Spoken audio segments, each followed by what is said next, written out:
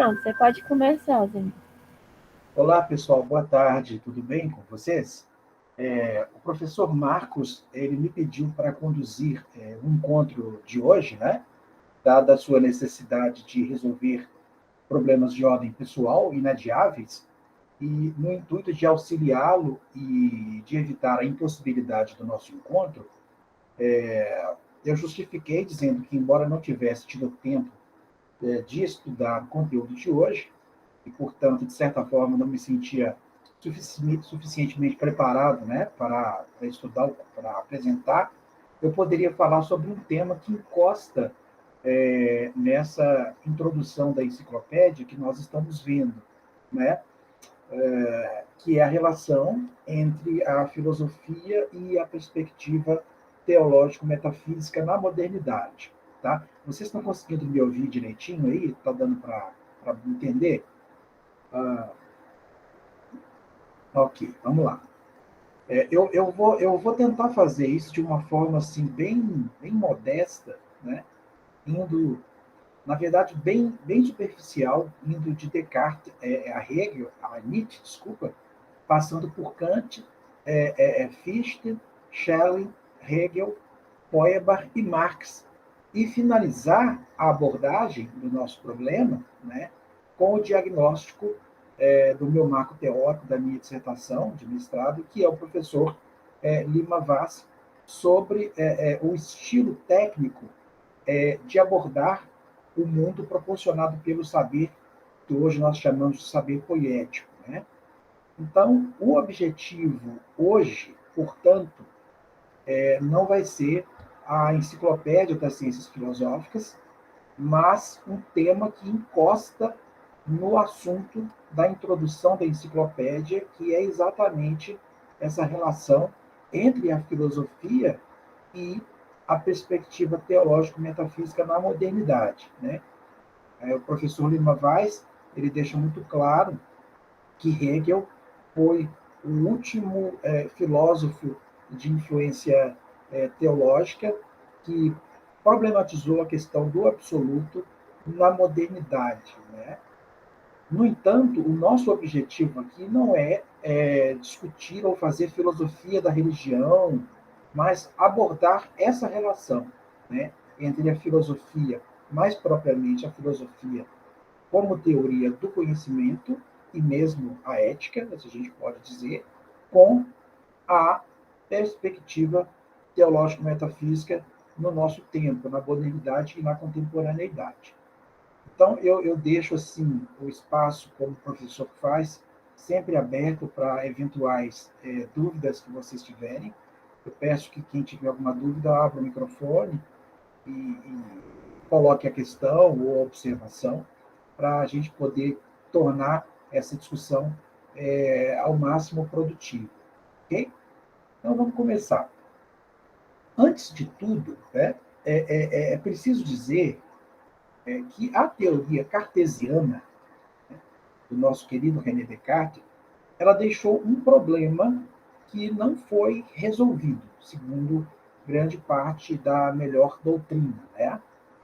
Que é a questão sobre como o sujeito e objeto tinham naturezas distintas. Né? O sujeito tinha uma natureza propriamente espiritual e o objeto material. Né? Não havia ali uma garantia de que aquilo que era visto pelo sujeito era realmente o objeto. Então, a grande questão do Descartes passava por essa discussão. Né? O Descartes ele fez a passagem, né, do nível dos sentidos ao da apreensão, ao intelecto, ao final depender de um Deus que ele vai chamar de um Deus não enganador, né, e um Deus que garantisse a verdade, um Deus que teria tudo criado. Né?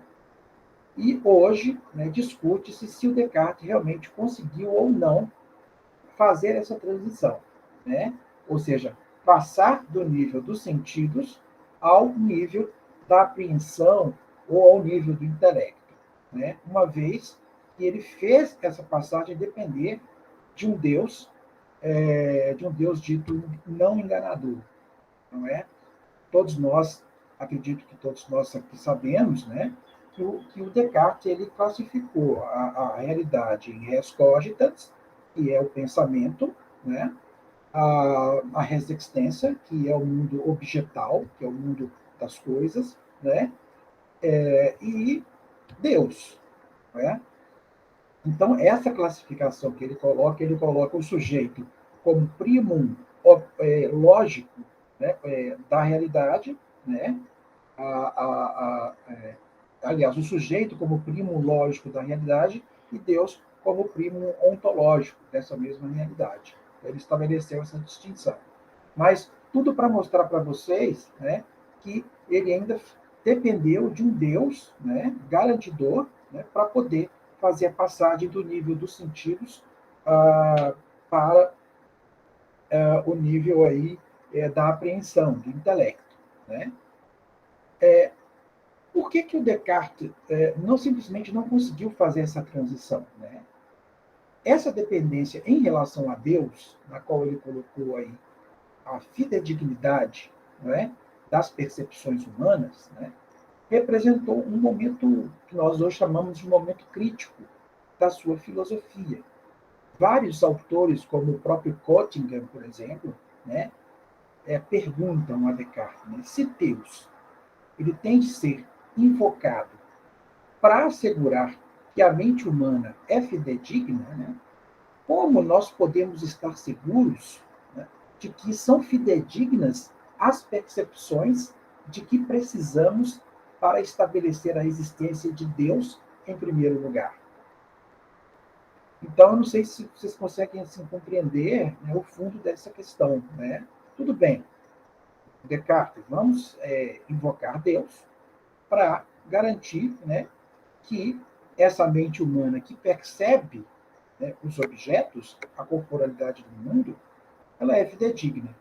Mas, atrás disso, tem a discussão sobre se Descartes realmente estava seguro, né, de que aquelas percepções, né, que ele precisava para estabelecer a existência de Deus eram também confiáveis, né? Então, diante dessa dúvida, surgiu um impasse, né? Um impasse que basicamente envolveu a não correspondência entre aquilo que se dizia e aquilo de que se diz, né? Então, assim, é uma separação entre o sujeito e o objeto como algo a ser conhecido, vamos dizer assim, né? E um sujeito que diz desse objeto, né? Então, o Descartes ele não conseguiu fazer essa transição propriamente, né? Ah, o grande problema que o Descartes deixou, o Kant tentou dirimir, né? Por isso que eu estou falando que isso está encostando aí na Enciclopédia das Ciências Filosóficas, que é essa obra importante do Hegel, porque o Hegel também vai tentar dirimir essa questão na esteira do próprio Kant, do Fichte e do Schelling, né? Mas, voltando ao Descartes, na sua relação com Kant, esse problema que o Descartes ele não resolveu, né? O Kant tentaria dirimir, né, dizendo que haveria, sim, uma coisa em si, o que o Kant vai chamar de númeno, né, que, no entanto, é inacessível aos nossos sentidos e também ao entendimento, né, e o objeto. Né? O que o Kant vai chamar de objeto aqui será o que ele vai chamar de fenômeno, ou seja, a coisa como ela é para nós. Né? Então, a gente tem que estabelecer bem as nomenclaturas para que a gente não ache que o fenômeno é no sentido comum ou vulgar, como nós chamamos hoje, aquele fenômeno da natureza. Não. O que Kant chama de fenômeno, né, é a coisa tal como ela aparece aos nossos sentidos e ao nosso entendimento. Né? Este fenômeno, vai dizer Kant, ele precisa do número, mas não é o número que nos diz o que algo é, e sim o próprio homem. Certo? Então, é o homem né? Que é o seu modo sensível de ver, que vai dizer o que o númeno, a coisa em si, é. Né? E o homem vai fazer isso conforme as intuições de espaço e de tempo, que são, para Kant, as grandes condições de possibilidade do sentir. Mediante essas intuições de tempo e de espaço, que são possibilidades do sentir, e mediante as faculdades formais, naturais, que seriam o entendimento, o juízo e a razão, o homem seria capaz de formular os chamados juízos, né? Que são as afirmações ou negações, né? Com sujeito e predicado, que são mediados por uma cópula, que no caso será o verbo ser. Não sei se ficou muito claro para vocês. Assim, deixa eu tentar repetir essa ideia, que ela é importante. Né? Descartes deixou um problema, que é a transição, né, do sentido ao intelecto. Né? Basicamente isso. O Kant herdou essa discussão cartesiana e nos disse que sim, há algo em si, a coisa em si, que nós vamos chamar de número, né? E que é inacessível aos nossos sentidos e ao entendimento, e, portanto, não é o objeto, porque o objeto, na verdade, é o fenômeno. E o fenômeno é a coisa tal qual ela aparece para os nossos sentidos. Certo? Apesar dessa diferenciação, o fenômeno precisa do número, mas não é o número que vai nos dizer o que algo é, e sim o próprio sujeito, né? Na sua capacidade sensível de ver, né? De dizer aquilo que para ele é o número. Tá? E como que esse homem faz isso? Né? Como que nós fazemos isso, no caso? Né? Mediante as intuições de espaço e tempo, que, na verdade, são condições de possibilidade do próprio sentir. Né? E é no tempo e no espaço subjetivos que nós formulamos aquilo a que chamamos de juízos. O que são juízos, senão afirmações que envolvem, né, sujeito e predicado, que são mediados por um verbo que é o verbo ser. Então, quando eu falo, por exemplo, bem de uma forma bem rasteira, né? A casa é uma construção, tererê, tará. O que eu estou fazendo? Eu estou juntando o sujeito, casa, né, com um predicado, construção, e o sujeito e o predicado são mediados pela cópula, que no caso é o verbo ser. Tá? Muito bem. Está tranquilo? Posso seguir? Muito bem. Para o Kant, os juízos, eles não se estabelecem sobre a coisa, mas sobre o modo como nós conseguimos vê-la, ou seja, sobre o fenômeno. Tá? Então, isso significa que o Kant dá primazia não ao objeto, mas ao próprio homem que percebe. Ou seja, não sou eu, sujeito, que vou me adequar à coisa em si, ao número, mas é essa coisa em si que vai se adequar à minha capacidade de sentir e de entender. É aqui que o Kant vai lançar mão dos chamados juízos analíticos e sintéticos. Tá? Bem, os juízos analíticos, só para vocês terem uma ideia, né, o Kant vai chamar de puramente explicativos. Dizer que um juízo é puramente explicativo e, portanto, analítico, significa que ele não acrescenta, ele não aumenta o conhecimento, e sim que um predicado ele só vai simplesmente o quê?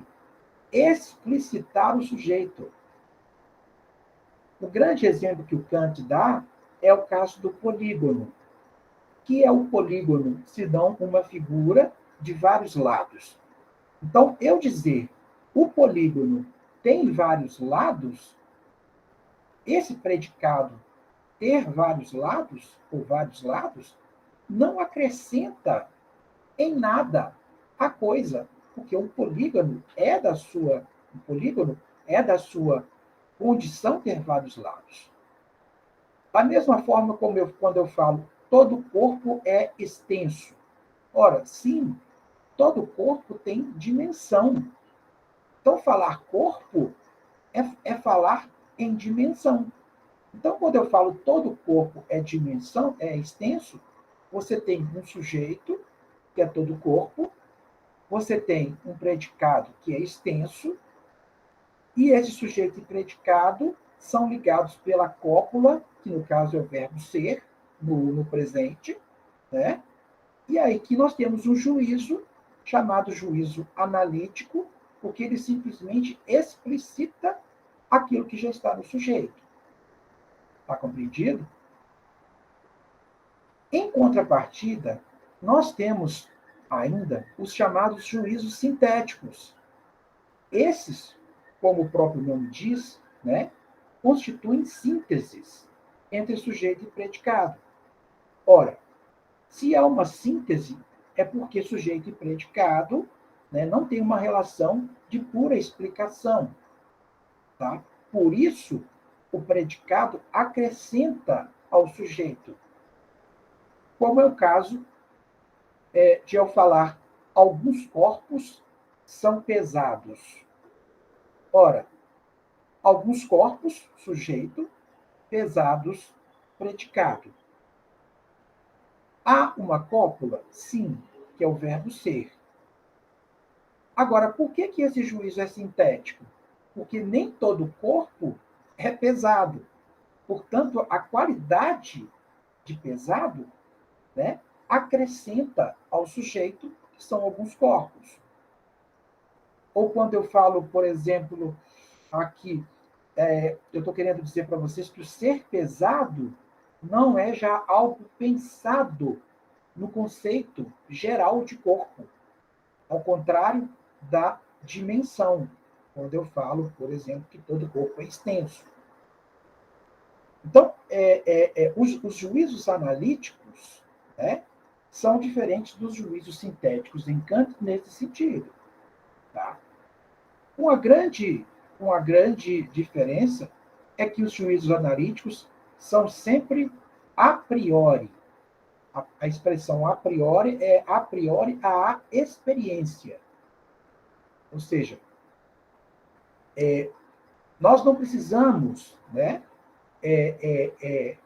fazer uma experiência para dizer que um polígono tem vários lados. Diferentemente dos juízos sintéticos, né, que podendo ser a priori ou a posteriori, envolve um outro raciocínio. Essa referência aos juízos sintéticos a priori, na verdade, né, é uma resposta que o Kant dá a Dieter-Hume para quem a experiência era quem moldava as ideias, e não o contrário. E que, portanto, a experiência seria a única forma, né, de fornecer conexões entre um conceito dado, né, e o outro nele contido, como se lhe pertencesse necessariamente. Né? O Kant ele vai dizer, né, que a verdade não era somente obtida mediante a empiria, mediante a experiência. Nós podemos formular juízos sintéticos, né, estabelecer verdades sem a experiência. Né? Embora o Kant também vai admitir que a metafísica clássica vai ser impossível como ciência. Mas é só para vocês entenderem que essa questão do a priori e do a posteriori, né, é algo importante, pelo menos na filosofia kantiana. Com relação aos juízos sintéticos a posteriori, o Kant vai dizer o seguinte: olha, eles não nos oferecem nenhum tipo de dificuldade, porque eles estão aí na sensibilidade, eles estão no espaço-tempo, eles já estão na experiência, né?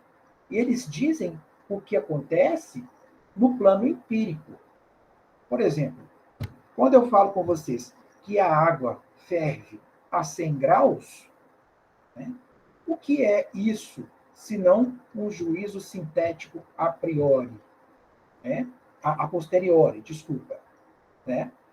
A água, né, a 100 graus, ela ferve. Ou seja, na própria experiência, e precisa da experiência, né, você junta um sujeito e um predicado, né, e você verifica, né, que aquilo sobre a água a 100 graus é real.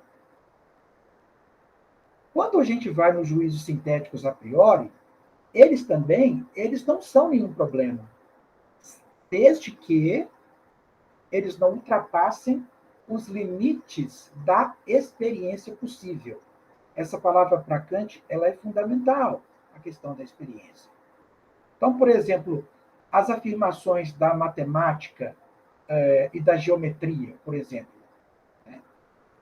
Ora, dizer, por exemplo, que 7 e 5 são 12, né? Ou que a linha reta que liga dois pontos é a mais curta. Por que nós dizemos isso? Que tipo de juízo é esse, se não um juízo, né, que conecta, né, sujeito e predicado, independentemente da experiência? Nós estabelecemos que 7 mais 5 são 12. Nós estabelecemos que a linha reta que liga dois pontos é a mais curta.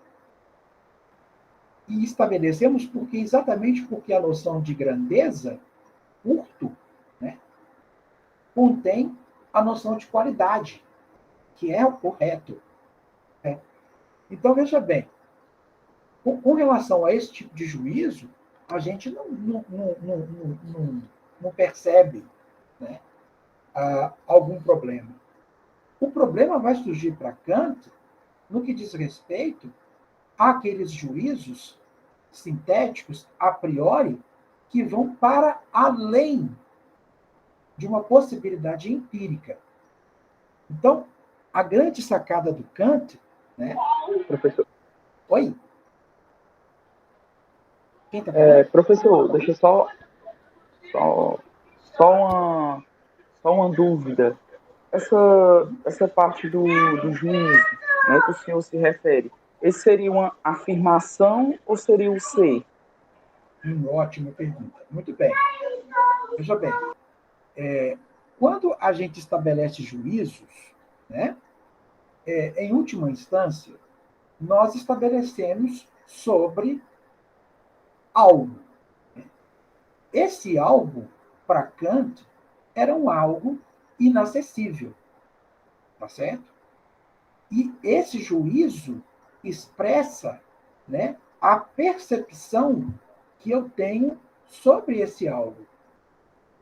A forma como esse algo, que eu não consigo acessar, me aparece, é que o Kant vai chamar de fenômeno. Mas, em última instância, né, e o Hegel vai tentar dirimir isso depois, né, nós estamos se referindo ao ser, né, que é o grande problema da metafísica. A questão é que, na passagem, né, de um sistema gnosiológico ou epistemológico, vamos dizer assim, de um sistema ontológico para um sistema epistemológico, que é exatamente a questão das condições do conhecer, né, na modernidade, né, o Kant ele colocou a metafísica, vamos dizer assim, em um determinado lugar. Tanto que depois ele vai dizer e a metafísica clássica seria impossível como ciência. Então, ele muda totalmente, né, a forma de perceber esse ser. Não sei se eu consigo, não sei se eu consegui me fazer entender. Ok, Guilherme, né? Então, assim, seria.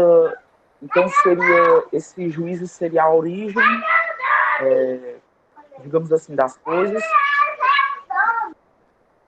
Não, o juízo, na verdade, é uma espécie de proposição, né? Que, na verdade, é uma afirmação, né? Que une sujeito e predicado. É mediante uma cópula, que no caso é o verbo ser. Então, por exemplo, o exemplo, né? Vamos lá. A notação matemática, quando eu falo 7 mais 5 é 12, por exemplo. Né? O que é a matemática se não uma forma de expressar o ser? Compreende? Só que, nesse caso, né, é uma notação matemática.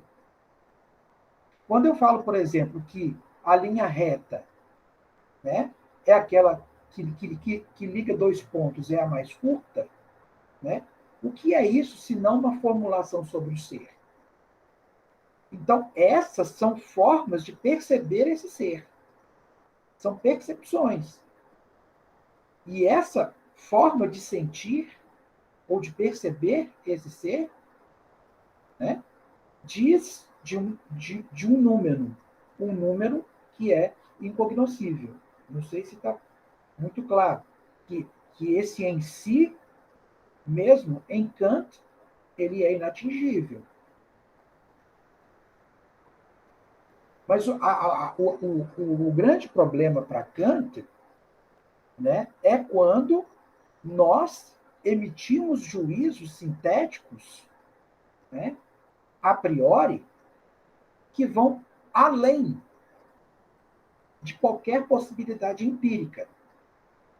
Quando nós falamos, por exemplo, a Deus, alma, mundo, infinito, finito, matéria, por exemplo, forma, substância, tá? Porque qualquer juízo sintético a priori, né, que nós queiramos conferir algum tipo de absolutidade, para o Kant é problemático, porque ali você já vai estar entrando no que ele vai chamar de ilusão dialética, né? Você vai estar entrando numa esfera, né, que ele vai chamar de aparência da razão, porque é como se nós estivéssemos utilizando conceitos como se eles já estivessem postos na sua universalidade e na sua empiricidade, quando eles não têm nada de empírico. Compreende? E o Kant vai nos mostrar que o homem sempre fez isso. No entanto, para ele, isso é uma insensatez. É uma insensatez dogmática, porque essas noções elas escapam àquelas condições universais dos juízos, né? Que seria aqui o espaço, o tempo, a qualidade e a quantidade. A gente tem que lembrar que o Kant ele está num período da história da filosofia, né, em que a mecânica newtoniana e o próprio empirismo humeano, né, trouxeram para ele ele vai falar, o Hume me acordou do meu sono dogmático. Então, ele tenta fazer um jogo entre racionalismo e empirismo, né? Então, é muito interessante.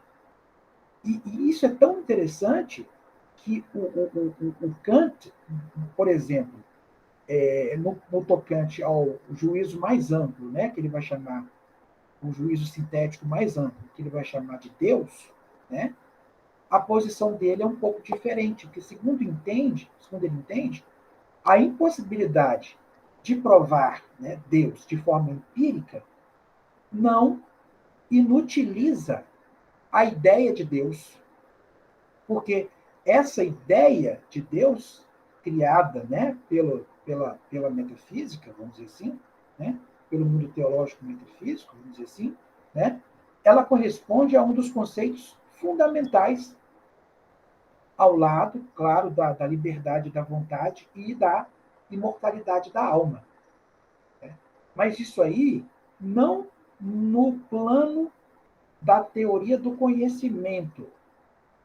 No plano da teoria do conhecimento, essas ideias de Deus, de liberdade da vontade e de imortalidade da alma, eles não têm uma utilidade.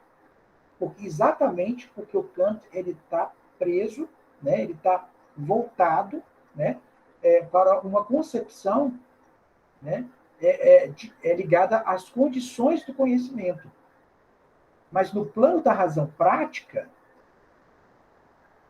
esses três conceitos são importantes: Deus, liberdade da vontade e a imortalidade da alma. Então, por exemplo, com relação à liberdade da vontade, né? A liberdade da vontade, para Kant, é um postulado da razão prática, né? Porque o fim da vida moral é a ação conforme a razão, é o agir conforme o dever, e não a felicidade. Porque o Kant considera a felicidade como algo contingente. Isso é muito interessante. Você, muitas vezes, agir conforme a razão não lhe traz, né, a tão sonhada felicidade. Por isso que ele vai tratar dos imperativos categóricos, né? E a gente meio que já tem uma ideia. No que diz respeito à existência de Deus, no plano da razão prática, e a imortalidade da alma, elas são necessárias para se pensar a felicidade. E a felicidade decorre da ética. Como a gente não é necessariamente feliz por agir moralmente, né? A vida moral, ela vai apenas nos tornar dignos dessa felicidade. A vida moral, conforme a razão, vai nos tornar merecedores dessa felicidade. Após a morte, se for o caso de a alma ser imortal e de Deus existir, né, receberemos de Deus, que é justo e que mantém a ordem do mundo, o reconhecimento do nosso merecimento.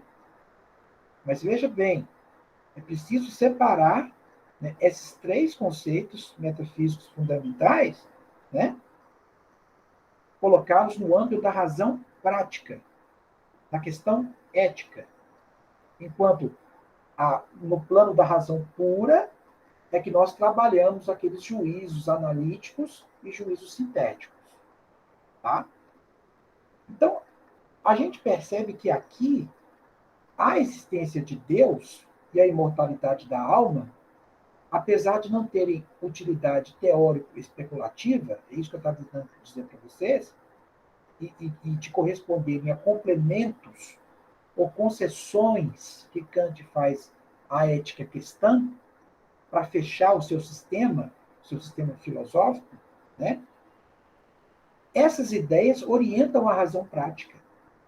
Porque o merecimento da felicidade, alcançado pelo uso da liberdade, só se conecta com a esperança de ser feliz, caso se pense na vida futura e no autor de tudo. Tá? O Kant, contudo, ele separou o âmbito reflexivo, que é o âmbito que ele vai chamar o âmbito da razão, que em alemão nós vamos chamar de Vernunft, né?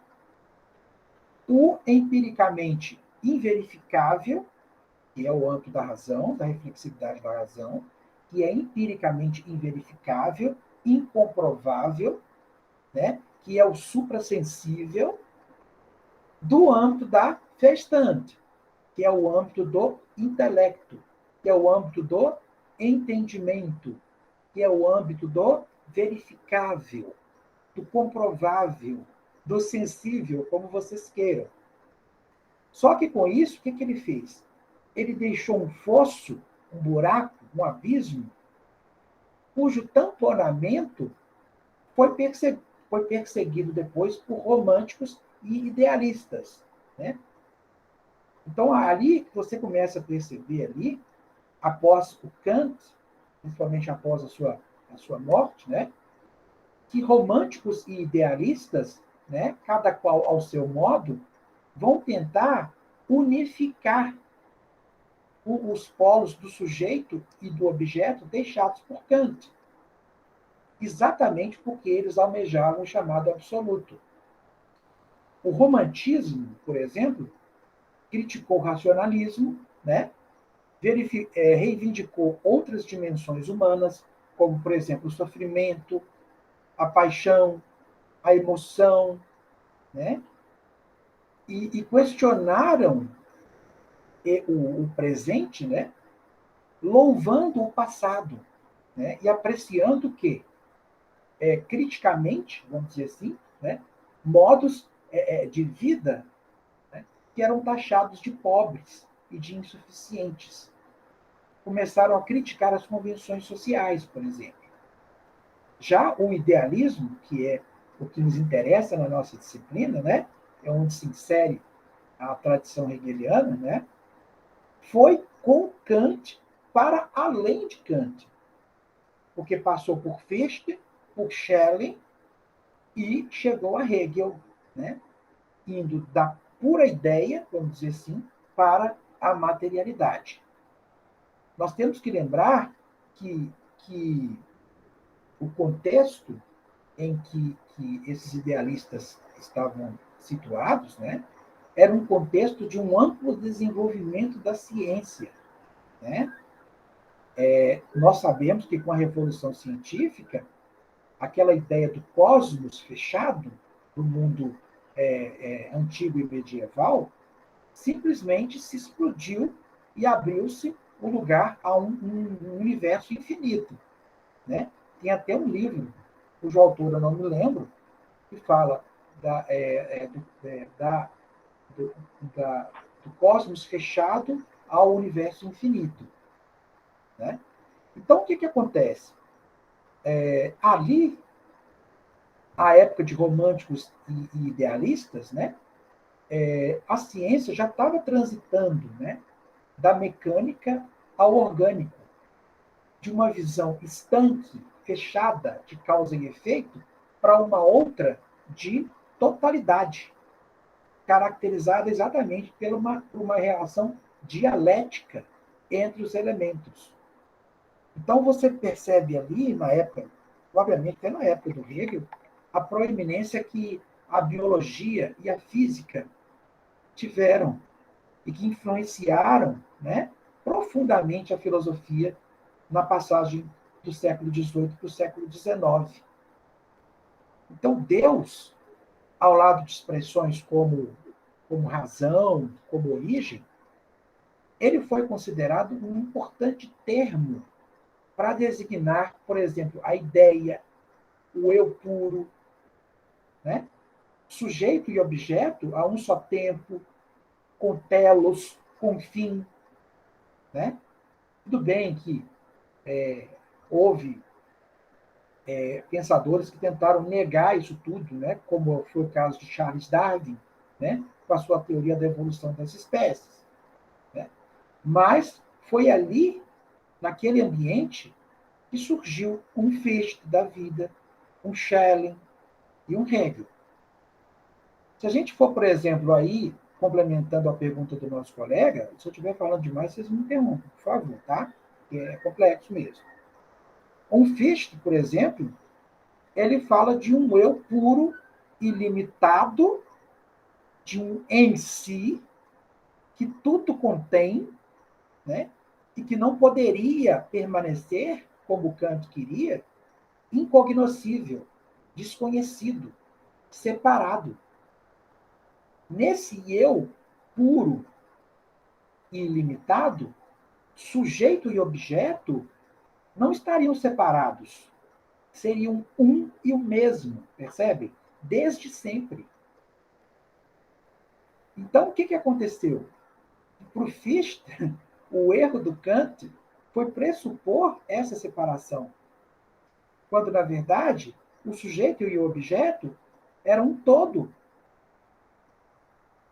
Percebe? Esse eu, né, conteria nele próprio, desde o início, se é que eu posso falar de início, né, esse sujeito e esse objeto. E como que esse eu se realizaria no mundo, né, para Fichte? Esse eu, estou falando Fichte, também a gente fala que é Fichte, né? No alemão, CH tem som de R, mas como nós somos brasileiros, né, vou tentar falar um pouco abrasileirado e mais especificamente amineirado, né? Esse eu ilimitado, esse em si, né, ele se autopõe, ele se autocoloca, e ao se autocolocar, ele coloca também o não eu, que é exatamente a diferença. Ele coloca a objetividade do mundo, né? E o movimento desse não eu, que não é o eu, né, põe esse eu que nós chamamos de eu empírico ou eu limitado. No caso, nós, enquanto consciências que se reconhecem, que reconhecem aquilo que ela é e aquilo que ela não é. Então, veja bem, o Fichte já dá um passo à frente do Kant, né, na questão da relação entre sujeito e objeto. Porque, ao invés de pressupor uma separação entre sujeito e objeto, o Fichte já passa a tratar tudo como eu, um eu que tudo envolve, no qual nada é separado. E que, na verdade, esse eu se autocoloca, né? E também coloca aquilo que não é o eu, que coloca a diferença na identidade. E esse movimento do não eu é que vai colocar ou pôr o limitado ou o empírico, né?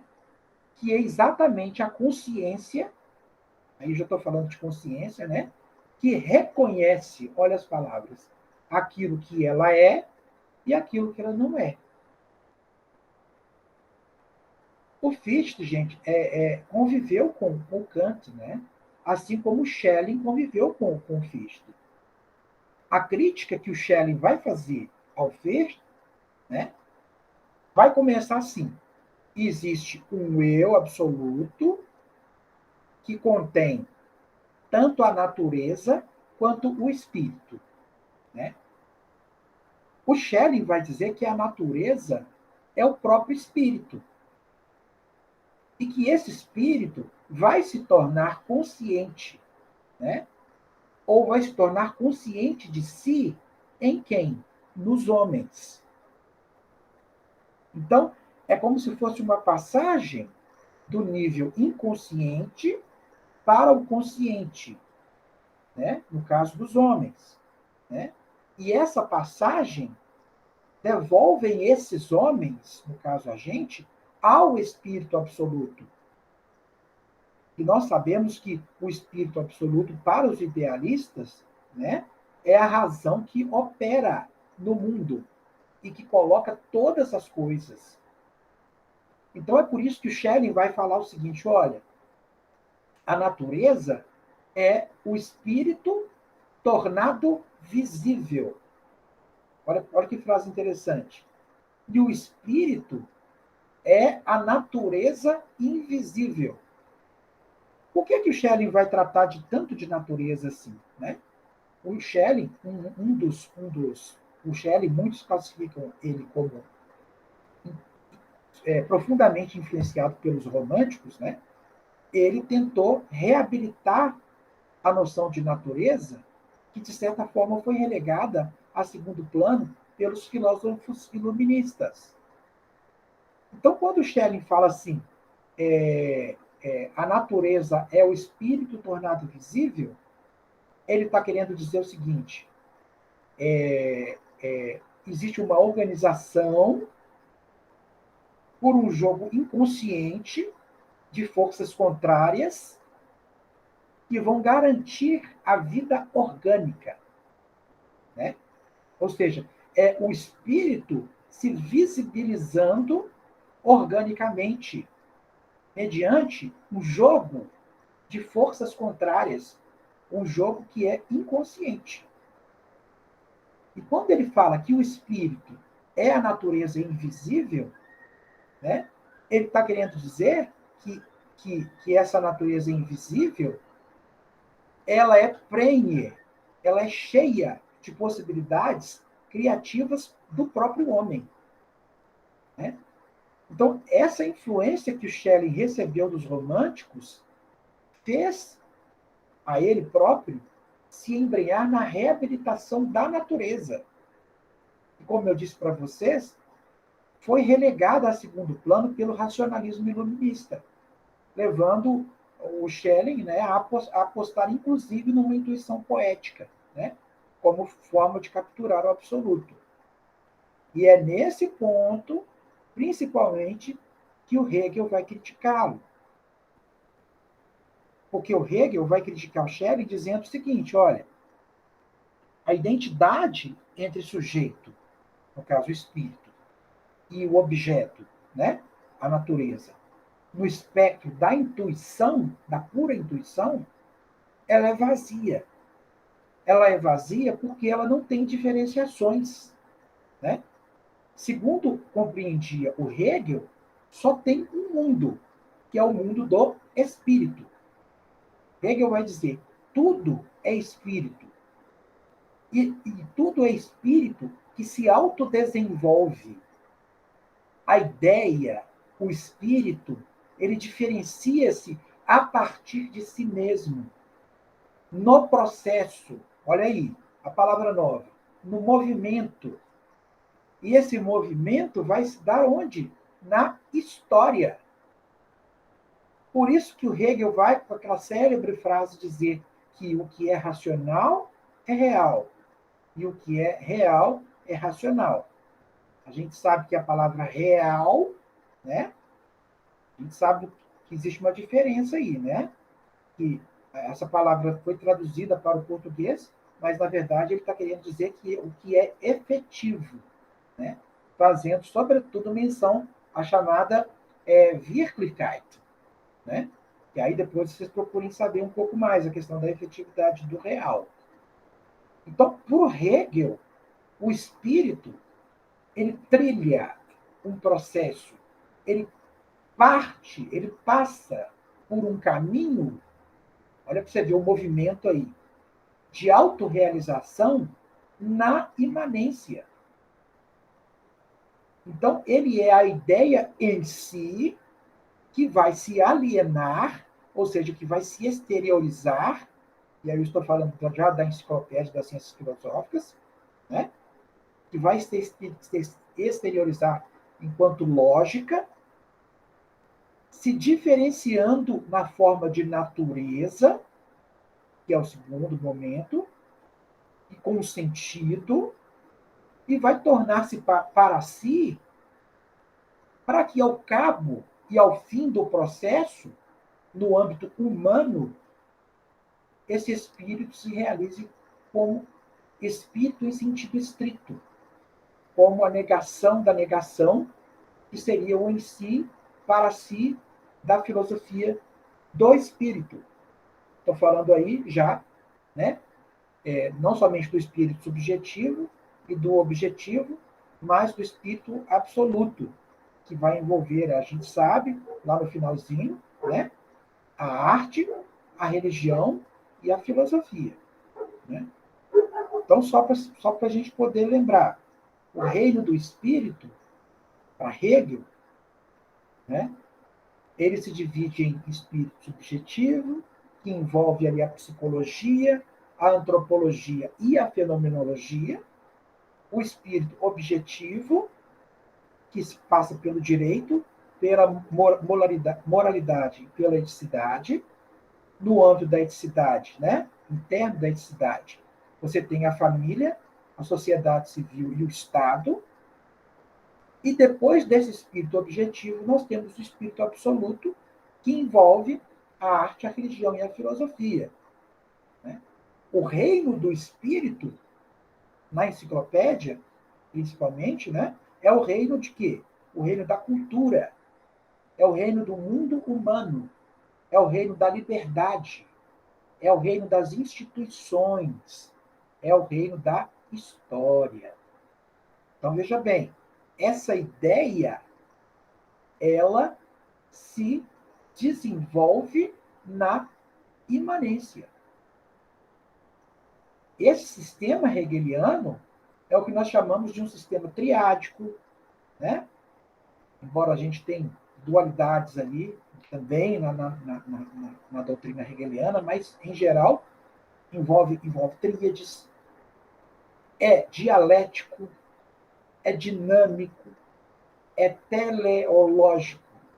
Tá? E é importante a gente observar que é somente do ponto de vista do conceito que se pode desdobrar tudo e demonstrar como a identidade vai se diferenciar.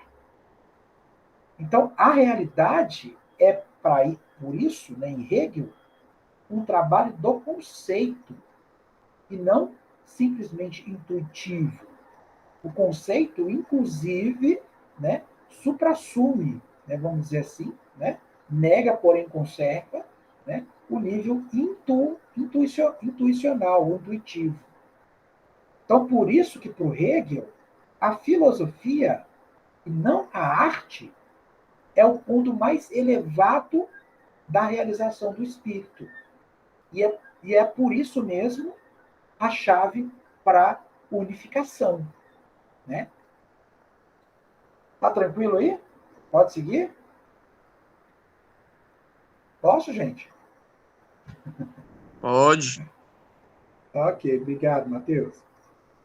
Um outro detalhe que é importante, né, que nós temos que considerar, é a questão da ideia. Né? Ao considerar a ideia, o espírito, como aquele que se diferencia na história, né, e assim aquele. E o Hegel, ao conceber o racional como real e o real como racional, qual que foi a grande charada?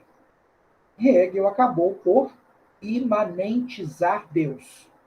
Né? Quando Hegel traz Deus para o plano da história, né, ele diz, né, podemos conhecê-lo. Né? Nesse ponto ele está diferenciando de Kant, né? E não somente de Kant, está diferenciando inclusive do próprio cristianismo, né? Da perspectiva puramente cristã. Para o Hegel, o cristianismo havia hipostasiado, né, o amor e chamado o amor de Deus. Percebe?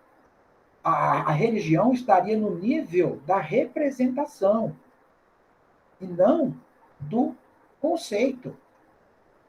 Certo? Então, veja bem, o amor, vamos pegar, só para a gente poder citar essa questão da filosofia da religião, né?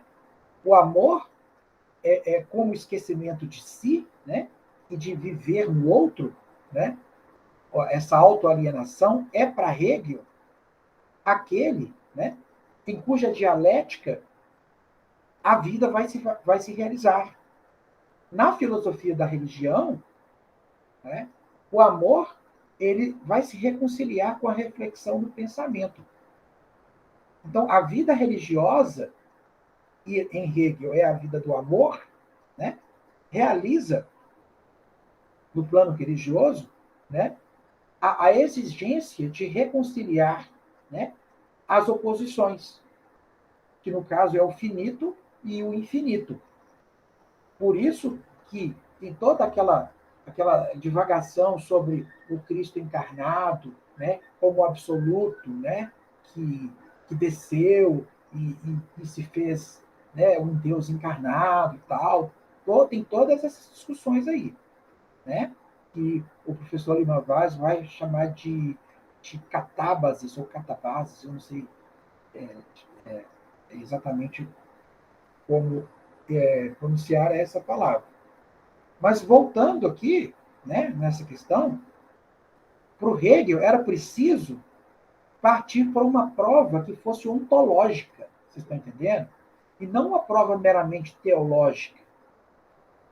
A prova teológica, a via representativa da religião, para Hegel, era insuficiente.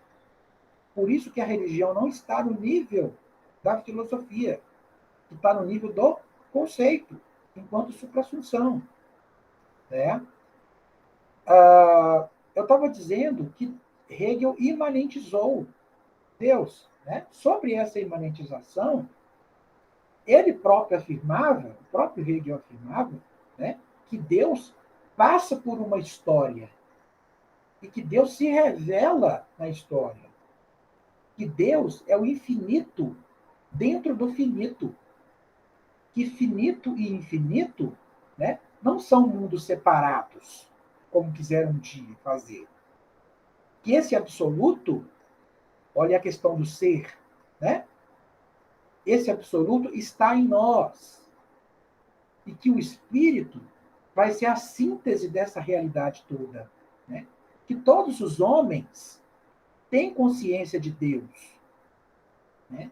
E que todos os problemas do mundo e do homem, em última análise, se tratam do próprio Deus. Por conta dessas afirmações, o Hegel vai ser chamado de panteísta. Né? Até hoje se discute se o Hegel era um panteísta. Né? Muito bem. O idealismo alemão ele imperou entre os séculos XVIII e XIX. Então, ele não demorou, contudo, a sofrer reações importantes aí de tendência antimetafísica, né? Como foram os casos de Feuerbach, de Marx, de Auguste Comte e do próprio Nietzsche. Né? Eu vou entrar em Feuerbach, Marx, Comte e Nietzsche rapidamente, mas eu quero falar um pouquinho sobre Comte, né? Auguste Comte. O Auguste Comte ele era o principal representante do positivismo ali no século XIX. Né? O que era o positivismo? Né? O positivismo era um movimento filosófico, né, que teve uma grande amplitude e floresceu ali durante essa era aí do século XIX, né? E foi uma era de relativa estabilidade econômica, relativa estabilidade social, né? E de crescimento da ciência. Né? Esse processo atravessou a Europa praticamente inteira. Então, o Comte, o Auguste Comte, ele defendia uma teoria social, olha para vocês verem, cuja constituição ensejasse uma chamada filosofia positiva. Né? O que seria essa filosofia positiva? O Comte simplesmente falava, o indivíduo, né, ele é teólogo na infância, olha para vocês verem, metafísico na juventude e físico na sua maturidade. Percebam como já estão se dando aí os ataques à teologia e à metafísica. Porque o Comte está tratando de um processo evolutivo, né? Ou seja, todo indivíduo, né, ele é infantil no seu momento religioso, vamos dizer assim. Um pouco mais tarde, ele passa por uma via mais reflexiva, né, e filosófica, vamos dizer assim, metafísica. E na sua maturidade, ele já tem uma estrutura fisicalista. Né? E que física que é essa para o Comte? É exatamente a física newtoniana, né? Que é de importância capital no pensamento de Auguste Comte. Né? O Auguste Comte ele concebia a sociologia, e ele era um sociólogo, né? Como uma física social. Né? Nessa física social, as pessoas eram como se fossem átomos, sociais, que eram motivados por forças, vamos dizer assim, né? Então, ele renuncia à procura metafísica, né, da origem e do destino do universo, né? Ele não quer saber das causas das coisas, né? Das causas íntimas dos fenômenos, do ser, vamos dizer assim. Ele está se preocupando unicamente com o quê? Vamos descobrir leis pelas quais e mediante as quais a sociedade funciona? Vamos trabalhar com dados, com fatos e com a organização desses fatos? Eu estou fazendo essa elucubração para vocês entenderem, né, o quanto que a filosofia pós-hegeliana começou a ser criticada. A filosofia hegeliana começou a ser criticada. O Kant é um caso à parte. Só que, após a morte de Hegel, né, os, nós tivemos aí, né, uma divisão dentro da própria escola, que é a divisão entre os hegelianos de direita e os hegelianos de esquerda, né? Então, dentre esses aí, a gente vai encontrar o Feuerbach, né? O Feuerbach, ele criticou Hegel como pôde, né? E ele percebeu, né, que essa imanentização hegeliana de Deus, né, era uma questão meio problemática. Assim. E por isso ele começou a criticar. Ele compreendeu que o que Hegel havia feito, na verdade, era teologia, e não filosofia. Então, no parecer do Feuerbach, o Hegel havia considerado a ideia como ser e a realidade como predicado ou manifestação da ideia. Quando, na verdade, no seu entendimento, no entendimento do Feuerbach, o que de fato se dava era exatamente o contrário. A vida real e efetiva é que era o ser, enquanto as ideias, os seus predicados. Por isso, na crítica que o Feuerbach tece à religião, ele vai dizer que não é Deus que cria o homem, certo? Mas é o oposto, né? Que o homem é que cria Deus. Que Deus é nada mais do que uma projeção alienada, né, do que há de melhor no gênero humano. Então, a antropologia, nesse sentido, para Feuerbach, seria o mistério da teologia. Né? E o homem é projetado, lançado, vamos dizer assim, no divino, enquanto razão, coração e como vontade. Ou, se quiserem, Pai, o Filho e o Espírito Santo. Né? Então, as ideias do Feuerbach, elas surtiram efeitos drásticos no pensamento de Marx. Né? E Marx, ele foi importante, inclusive chama-se o Marx de o filósofo da suspeita, né? Porque, ao lado de Nietzsche e de Freud, né? Até hoje se discute se o Freud ele era um filósofo, né? E no século XIX não havia essa divisão radical das ciências como a gente vê hoje, né? Mas o fato é que as ideias de Feuerbach surtiram efeitos no pensamento de Marx. Né?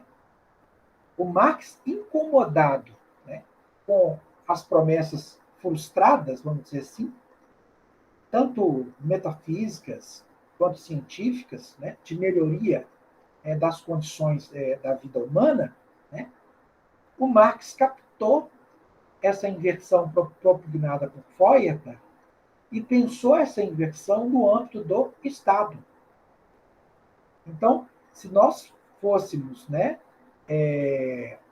situar Marx na teoria hegeliana, ele está ali mais predominantemente no âmbito do espírito objetivo, que trata exatamente da relação entre o Estado, né, e a sociedade civil, vamos dizer assim.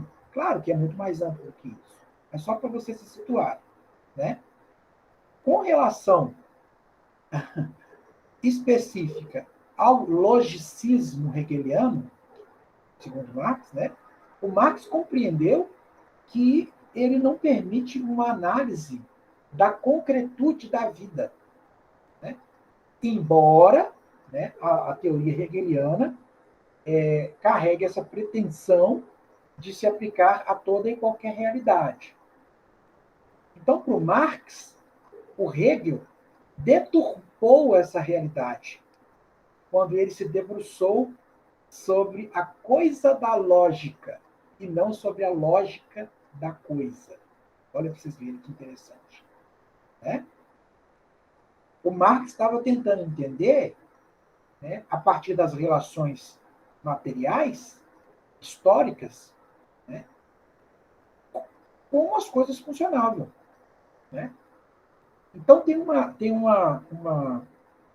uma citação do Marx que eu vou ler para vocês, só para vocês terem uma ideia do que ele está querendo dizer. A crítica, abre aspas. O Hegel converte em produto, em predicado da ideia, o que é o seu objeto. Ele não desenvolve o seu pensamento partindo do objeto, tá vendo?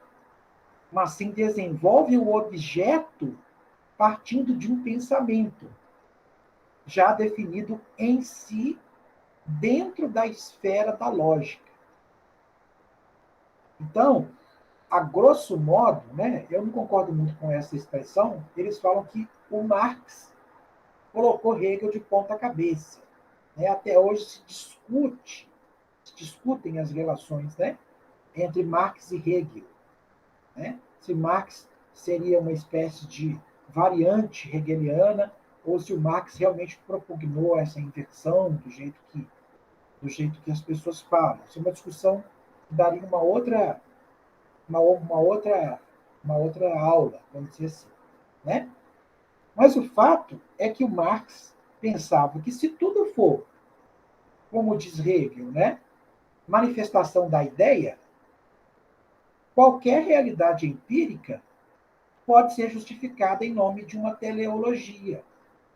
Certo? Então, segundo o Marx compreendia, o que o Hegel fez, né, foi atribuir verdade ao fenômeno e colocá-lo como um momento da ideia. Então, com essa crítica, ele parece, né, pelo menos assim se percebe, que ele está questionando a atitude hegeliana que ele considerava meramente compreensiva, né, do desdobramento histórico. Né? Porque o Marx ele tinha uma proposta de modificar a realidade. Né? E para isso, ele teve que relativamente se dissociar dessa noção de espírito de telos, né? Na medida do possível. Né? Então, por isso que Marx vai falar, os filósofos, até hoje, mais ou menos assim, né? Contemplaram o mundo. Cabe a nós modificá-lo. Então, esse viés sócio-histórico realmente é muito forte em Marx. Né? De qualquer forma, né, eles falam que se não fosse Hegel, não haveria Marx, se não houvesse Marx, não teria o socialismo ou o comunismo, né? E se não tivesse comunismo, não teria a União Soviética. Aí vai a discussão, né? Toda essa questão. Isso tudo são coisas discutíveis. Né? O fato é que depois de Marx, vieram outros filósofos da suspeita, como é o caso de Nietzsche. Né? O Nietzsche ele se contraporia ou se oporia veementemente, não somente à perspectiva positivista, e também, de forma dura, à perspectiva teológico-metafísica. Né? Então, o Nietzsche, ele é, na verdade, um ex-cristão, né, que questionou a história da razão. Esse é o ponto. Né? A razão, na sua história, na concepção nietzschiana, teria relegado a um segundo plano as outras dimensões humanas, né, que estão ligadas aos afetos, às emoções, aos instintos, aos impulsos, propriamente a dimensão dionisíaca do ser humano. Né? Então, o diagnóstico nietzschiano, o diagnóstico crítico do Nietzsche, né, ele vê a modernidade como resultado de uma decadência que vem dos tempos de Sócrates. Né? O cristianismo de Paulo é para ele assim, e assim como era para o Wagner, né, que era o compositor preferido e amigo do Nietzsche, né, o cristianismo de Paulo seria uma forma de elevar os valores dos fracos. E quais valores seriam esses? Né? A compaixão, a bondade, a igualdade, a caridade. Né? Segundo Nietzsche, acomodaria as pessoas com seus discursos, quando, na verdade, a sociedade ela é sempre desigual. Né? Então, o Nietzsche ele concorda com Schopenhauer, para quem a razão vamos dizer assim, é só uma superfície da realidade. Sabe? Na verdade, a grande categoria, vamos dizer assim, da realidade não é a razão, seria a vontade. Né? Essa vontade seria, para o Nietzsche, essa é a força cósmica que está em tudo. E é a vontade que perpetua a vida, não é a razão. É por isso que ele vai defender, né, uma tal transvaloração de todos os valores. E ele faz essa proposta de transvaloração a partir de uma reabilitação do que ele chamou de vontade de potência. Que para ele seria uma força de expansão, né? Uma força de afirmação no mundo, né? Uma força que está presente em tudo. Para o Nietzsche, essa força, essa vontade de potência, um dia ela foi, na história humana, ela foi apequenada, desprezada, diminuída. Né?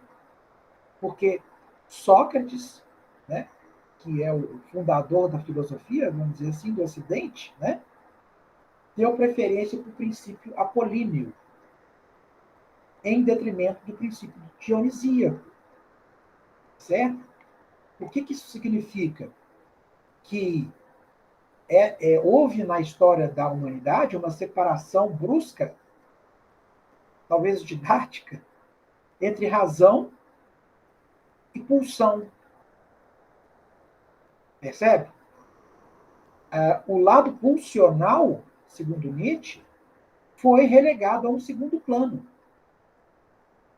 E o homem foi confinado, né, nas 4 linhas da razão. Certo? Então, para Nietzsche, se tudo é vontade, se tudo é isso e tudo, se tudo é o contrário, né? Se a sociedade é sempre desigual, se existe essa força de expansão, que é a vontade de potência, a gente não deve regular.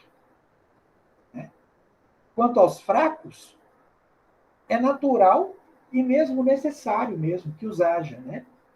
Pois a elevação ela é estimulada pelo acirramento das diferenças em Nietzsche. Então, ele vai dizer que é preciso que nós transmutemos, que nós transpassemos valores, né? Que nós criemos uma nova tábua de valores, novas referências para a cultura que está em decadência, já que a suma de todas as ideias metafísicas, que é a verdade objetiva, que dava estabilidade à existência humana, Deus, se assim queiram, morreu.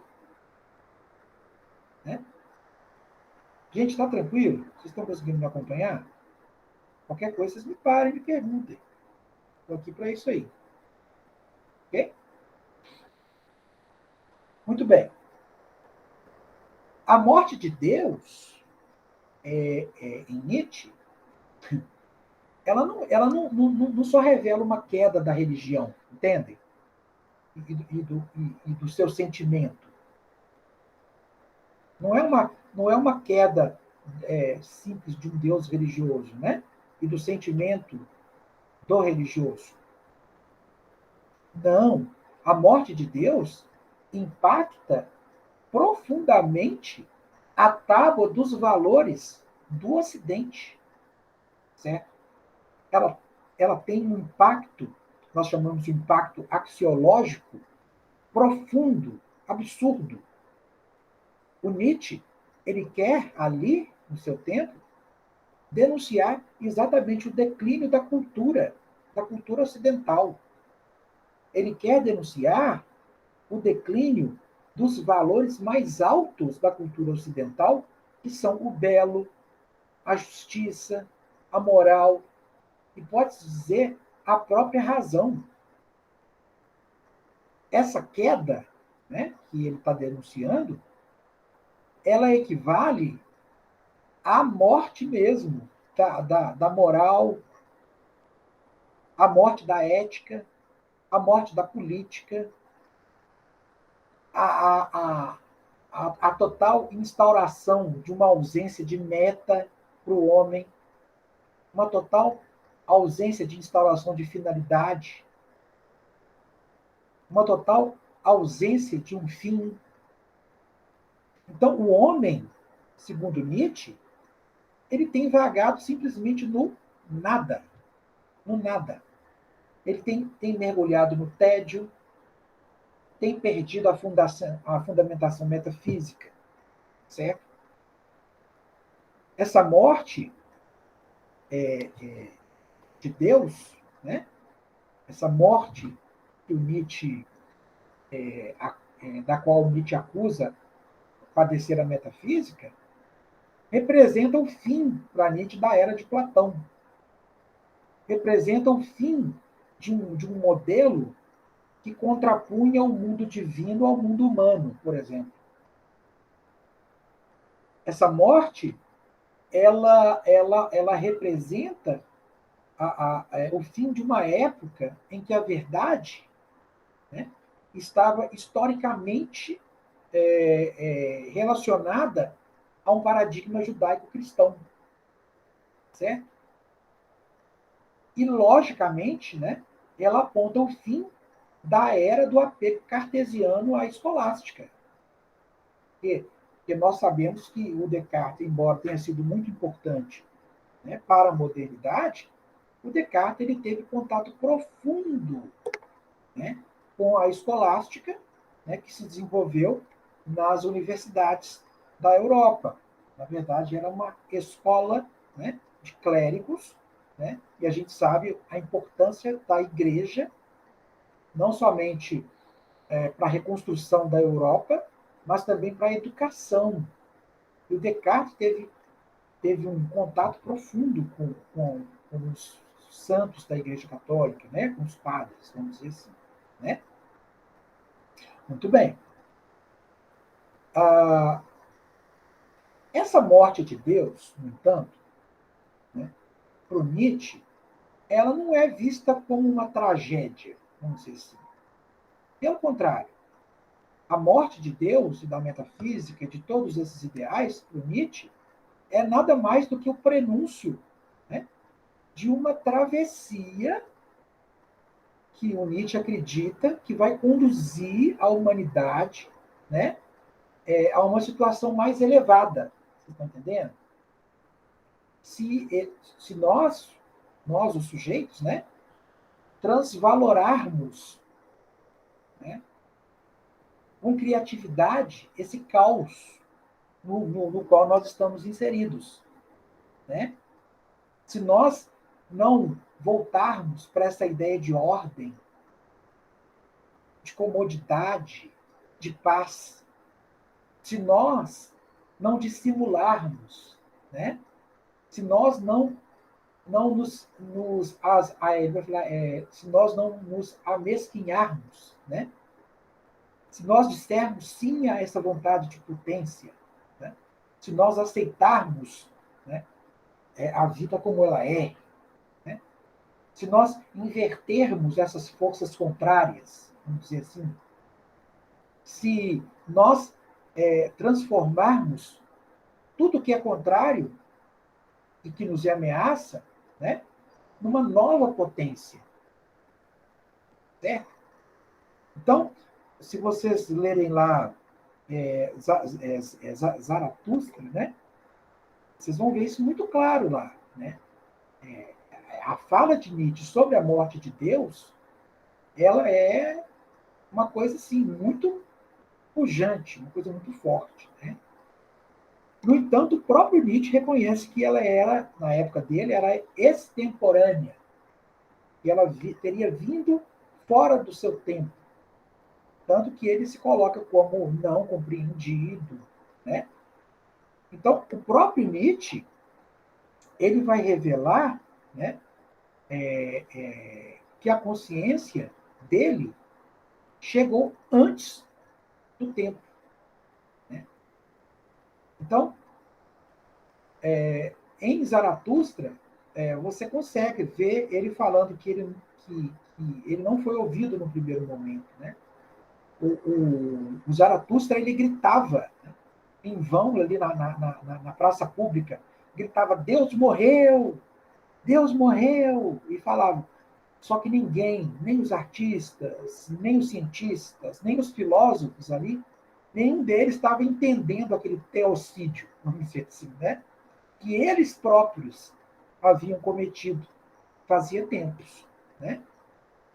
Esses filósofos, esses cientistas, esses homens estavam vazios e eles não estavam se dando conta desse vazio, desse vazio. Eram como se fossem cristãos desencarnados, cristãos na concepção de Nietzsche sem referências morais. E eles próprios não estavam percebendo isso, né? Esses homens, Nietzsche vai dizer, eles estavam no meio de uma travessia super perigosa, estavam numa corda bamba, eles estavam entre o animal e o além do homem, né? E eles mesmos não sabiam, né? Não sabiam, não se davam conta. Se já era perigoso correr, era mais perigoso olhar para trás. Ele vai falar mais ou menos assim. E o Nietzsche, ele renuncia a qualquer possibilidade de um telos, de um fim. Ele fala num horizonte, tá certo? Num horizonte no qual o homem ele é pura passagem. Nunca ele é acabado, né? Então, o Zaratustra, ele meio que anuncia a revalorização da terra. E ele faz colocando o próprio suprassensível, que né, o, que vai além, né, da corporalidade, em crise, né? As ideias de Nietzsche passaram e vêm passando por momentos de recuperação na atualidade. Tá? Esse processo, essa visão nietzschiana, né, se deu inicialmente com os franceses nos anos 40, entre os anos 40 e 60. Então, você tem o Bataille, o Derrida, Foucault, o Deleuze, né? E, posteriormente, nos anos 80, né? Quando se cogitou da eventual relação do seu pensamento com o nazismo, né? Não sei se você sabe, o Nietzsche morreu em 1900, né? E morreu louco, de insanidade, né? As obras de Nietzsche foram apropriadas pela irmã dele, que era casada com um um oficial das Forças Armadas Alemãs, né, do exército de Nietzsche, e muitas das obras dele foram alteradas pela própria irmã. Mas o Nietzsche mesmo não tem relação nenhuma com o nazismo, só para vocês terem ideia. Né? E aí, nos anos 80, cogitou-se da eventual relação do Nietzsche com o nazismo. Hoje já se sabe um pouco mais, né? É dessa interferência de sua irmã, né? E do seu cunhado, né? E da importância, na verdade, dessa distorção que fizeram da obra do Nietzsche. Esse é o ponto. E anteriormente aos anos 80, você tem lá filósofos importantes como Foucault, Deleuze, Derrida, Georges Bataille, e vai.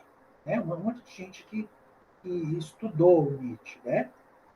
Atualmente, no Brasil, você tem importantes filósofos como o Oswaldo de Acóia, né?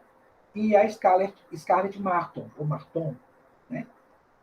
O fato é que o Nietzsche ele meio que previu, a crise que estava se avizinhando ali. E por isso Nietzsche também precisa ser levado a sério, né? Sobretudo nessa questão da crise de sentido que nós estamos passando. Né? Muitos filósofos trabalham com esse conceito de crise de sentido. Bom, eu vou chegando para o final, e aí eu vou deixar um espaçozinho para vocês perguntarem, caso vocês tenham dúvida. Pode abrir o microfone ou escrever, que eu vou ter o prazer em responder se eu souber. Né?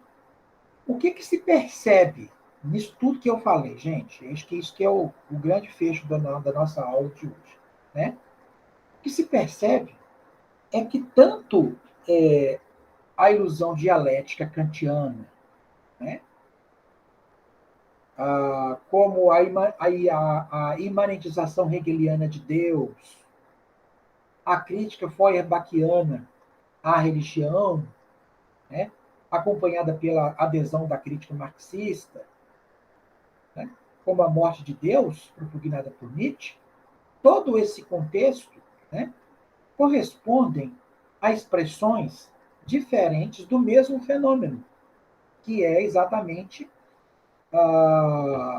o repensar do paradigma metafísico e teológico na modernidade. Certo? Em termos radicais, todas essas filosofias estão antenadas, né, com o intento moderno de conferir centralidade ao homem no contexto moderno. Concorda?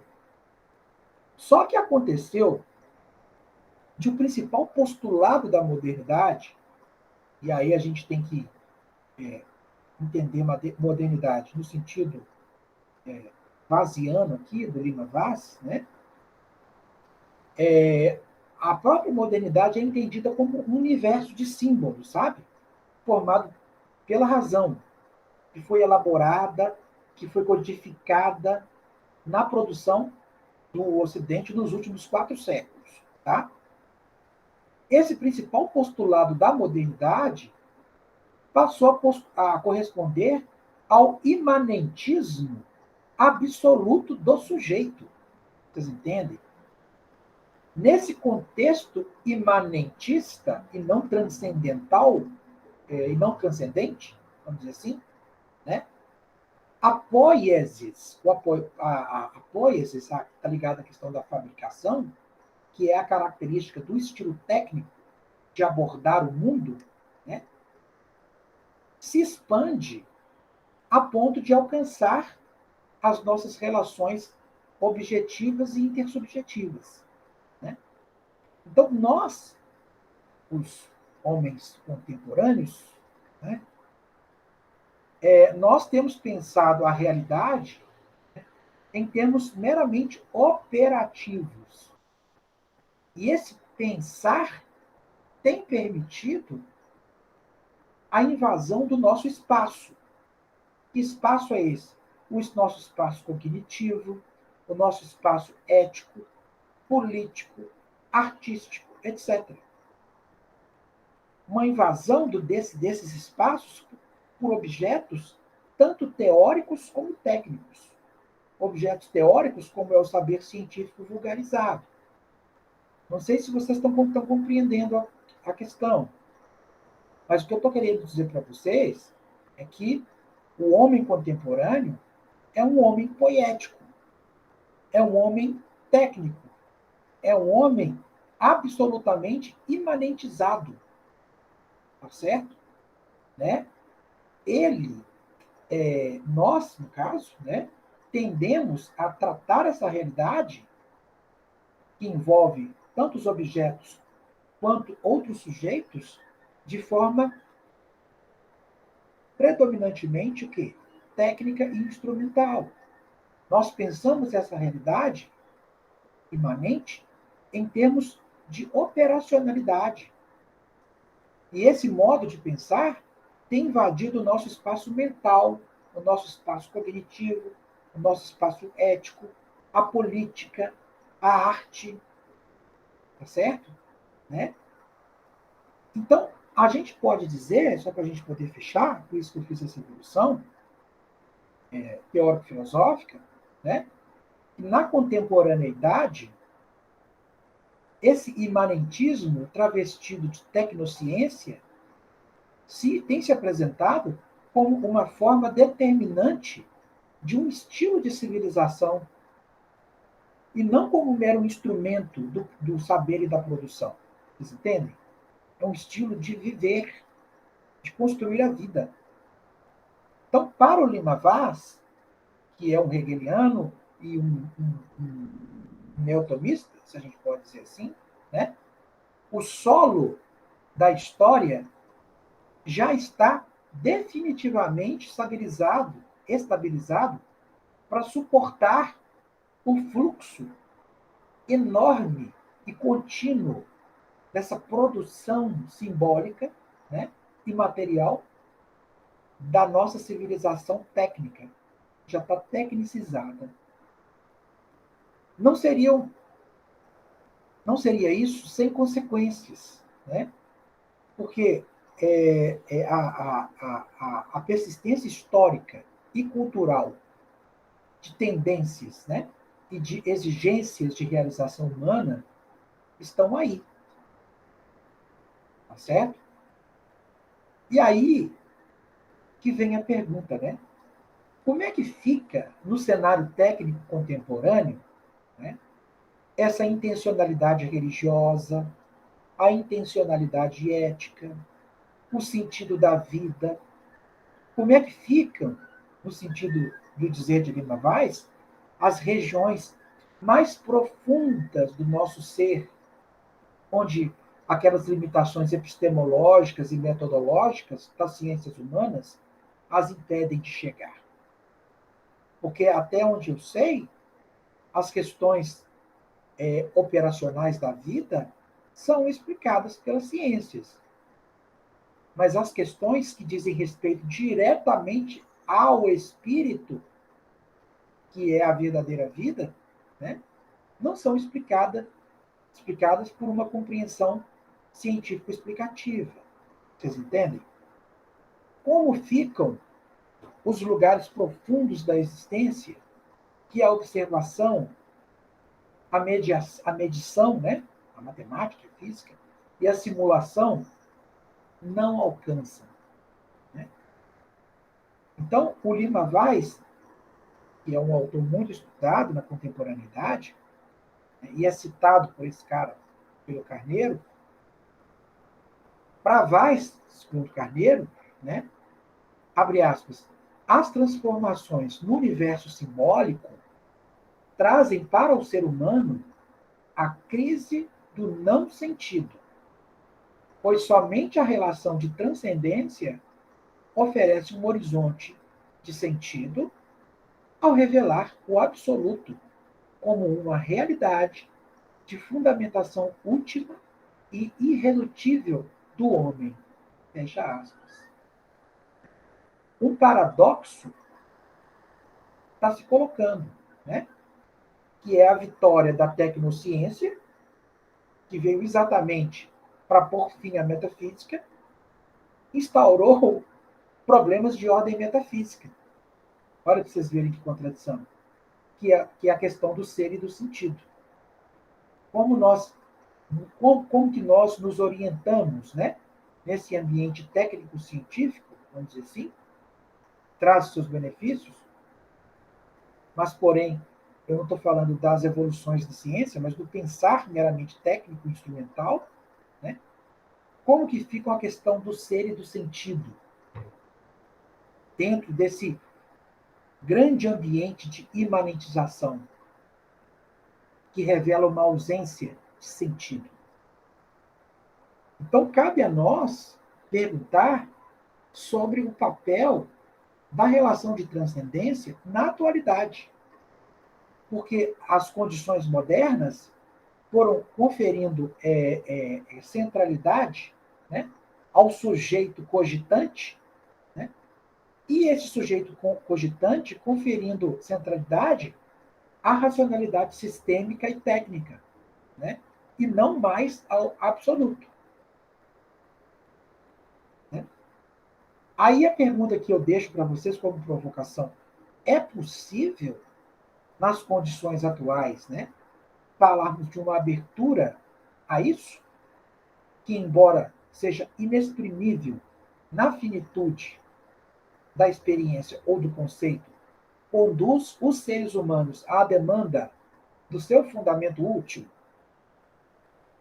É possível para vocês, né, na atualidade, nós falarmos de uma abertura ao absoluto, aqui entendido como um fundamento transhistórico do eu?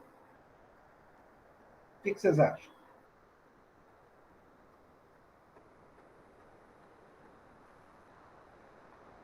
O que vocês pensam?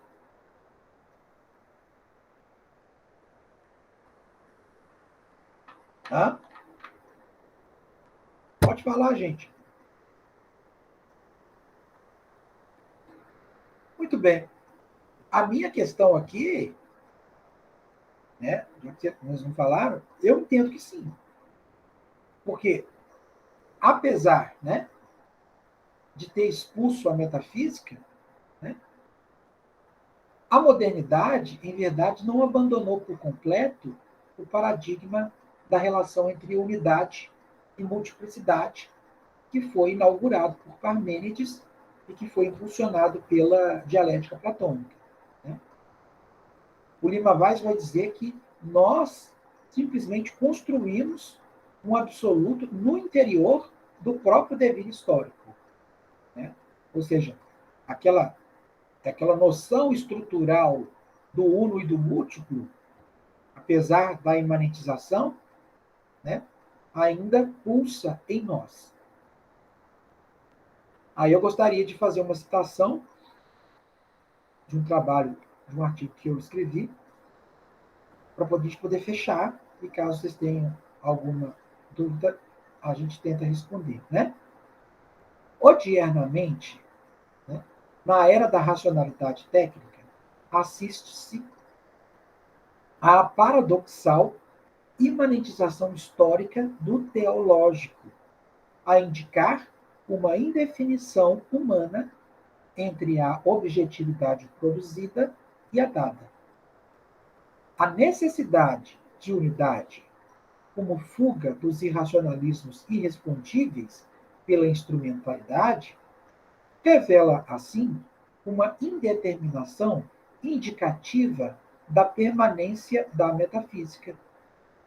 Urge, por isso, recuperar o cerne do pensamento metafísico ocidental no quadro de autocompreensão instrumental do ser humano, quadro representativo de um déficit na inteligibilidade ontológica, por sua vez decorrente da mudança da relação entre homem e natureza.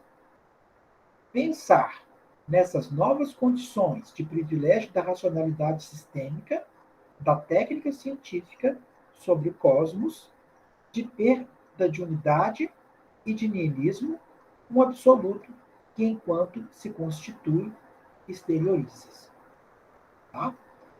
Então, eu finalizo aqui a minha fala e agradeço ao professor Marcos Fábio Alexandre Nicolau, bem como as pessoas aí que me deram suporte para eu estar falando para vocês aqui, né? E me coloco aberto aí a eventuais perguntas que vocês tenham. Bom, muito obrigado. Zeni, eu tenho uma. Quando você falou que Hegel falava muito em espírito, essas coisas, ele considerava Deus um espírito? Se fala de Hegel? Sim. Tá. Veja bem, a gente tem que entender a noção de espírito em Hegel, né? Na tradição do idealismo. É isso? Né? O que o Hegel tá tentando ali, né, é resolver uma aporia que o Kant ele deixou aberta, né? Ele deixou em questão. É exatamente a relação entre sujeito e objeto, em termos de teoria do conhecimento. Tanto que isso foi tentado por Fichte e foi tentado por Schelling. Né? Então, veja bem, o mote do idealismo é exatamente pensar a ideia. Né? A ideia, em Hegel, né? Vamos dizer assim, falando já em termos assim, de enciclopédia das ciências filosóficas, né? O absoluto, né? Ele se revela na história. Percebe? Então, independentemente da nomenclatura que se dê, né, esse absoluto, na verdade, ele precisa se realizar o quê? Na própria imanência histórica. Hegel ele herda uma discussão que foi deixada por Schelling e por Fichte. Você entende? Então, ele precisa trabalhar com essa ideia de unidade. E, para tanto, o que ele faz? Ele recorre à filosofia, até a filosofia pré-socrática. Aquela relação entre o ser, o nada e o devir. Sobretudo a Parmênides. Percebe? Então, essa questão do ser, né, do uno, né, é algo que Hegel vai buscar, sobretudo, na filosofia pré-socrática, mas mais precisamente em Parmênides. Ele fala que o ser é, que o não ser não é. Né? Não sei se ficou muito claro.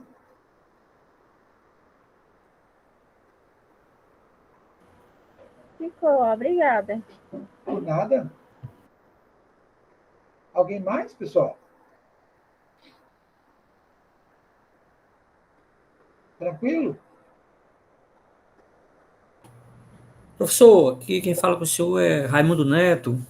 Tudo bem? Parabéns pela exposição, pela bela exposição, muito didático, por sinal. Obrigado. O senhor se referiu à questão ética quando fala da imanência do homem atual com relação à técnica, né? Aí eu perguntaria ao senhor, assim, puxando um pouco assim, do lado da questão do entendimento do Hegel quanto ao estranhamento do homem no trabalho, naquela relação lá de dominação e servidão, a questão ética, nesse choque do estranhamento do homem atual, moderno, com essa dimensão técnica que hoje a gente vive, né? Nós estamos vivendo numa sociedade movida a dados, a informação. Eu estou estudando esse tema em Hegel, que é o tema da minha dissertação, sob a orientação do professor Marcos Fábio, e, assim, eu fiquei muito impressionado nesse contato com Hegel, nessa parte da diferença entre o estranhamento e alienação em Hegel, e a diferença de alienação em Hegel e alienação em Marx. mas trazendo essa questão do estranhamento propriamente dito no pensamento de Hegel para a atualidade, eu não sei se eu estou assim confundindo as coisas, mas eu vejo assim de uma atualidade assim absurda, grande, com relação a essa questão do estranhamento do homem, principalmente quando se fala do homem trabalhador, né? Se abstraindo de toda as categorias de Marx, né, com relação à questão que isso é muito abordado, né, na questão do trabalho hoje, mas puxando para o lado da ética e do modo, talvez, como Hegel via a técnica nascente no período da Revolução Industrial. Eu queria saber se o senhor consegue fazer alguma relação, ou se o senhor faz, ou qual seria a relação que poderíamos fazer entre esse conceito de estranhamento em Hegel e o mundo do trabalho hoje com a técnica que a gente está aí. Era isso. Ótimo, ótimo. Desculpa se não me fiz compreender bem. Não, deu para entender, sim. A gente, como você mesmo disse, né, existe uma diferença, né, da alienação em Hegel, né, para a alienação em Marx, né? A gente sabe que em Hegel a alienação está ligada à questão do desdobramento, questão da unidade, da multiplicidade, a gente já sabe a história. Mas eu acho que o que você coloca já é uma atualização da discussão, né? Para mim, a dialética do senhor e do escravo, né? Para mim é um grande mote, né? A questão é que ele é a questão antropológica da fenomenologia do espírito, né? Foi utilizada sobretudo por Koyev na questão da dialética do senhor e do escravo, e Koyev, que, por sinal, era um leitor assíduo de Marx, né? Agora, se nós formos transpor para a nossa realidade, o que está acontecendo, né, é o que eu falei. Esse imanentismo, né, radical que transforma o outro num objeto do não reconhecimento, certo? Né? Isso dificulta as relações. O ponto que você está tocando é exatamente a questão do reconhecimento. Né? A questão do reconhecimento é a grande pedra do calcanhar de muita gente, de muitos filósofos, sobretudo os filósofos da escola de Frankfurt, né? da tradição da teoria crítica. Mais basicamente o Axel Honneth, que bebe em Habermas, e Habermas teve a influência do Hegel, que por sinal, influenciou o Adorno, o Horkheimer, todo esse pessoal. Então, no meu modo de compreender, isso que você coloca, sobre a questão do estranhamento, do não se ver no outro, né, tem comprometido, né, até mesmo as possibilidades de transcendência do homem. Né?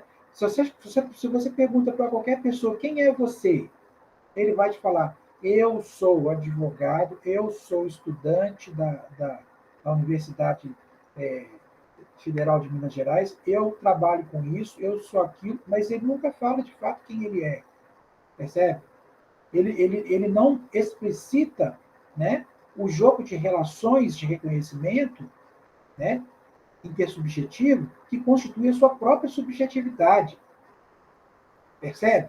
Tamanha a dificuldade de se reconhecer no outro, exatamente pelo critério técnico, né, que trata o outro como um mero instrumento. Percebe a questão? Então, a atualidade, né, da teoria do reconhecimento hegeliana, no nível antropológico, né, está gritando na nossa contemporaneidade. Eu acho que a gente tem que prestar atenção nisso, sim. Muito bem colocado. E em Marx tratou com relação à questão, né, das condições do capital e tal. O Hegel não teve tempo de fazer essa análise, né? Mas é muito, muito, muito procedente a sua colocação. Obrigado. Não sei se eu respondi. Não, ótimo, ótimo.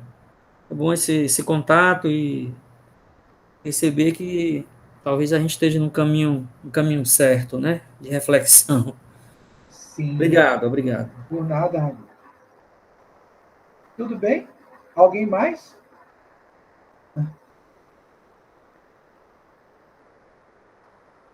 Então, acho que é isso, né? Mais uma vez, eu quero agradecer a vocês aí inclusive a Júlia, pelo carinho e pela atenção para comigo, e agradecer mais uma vez ao professor Marcos Fábio, né, pela oportunidade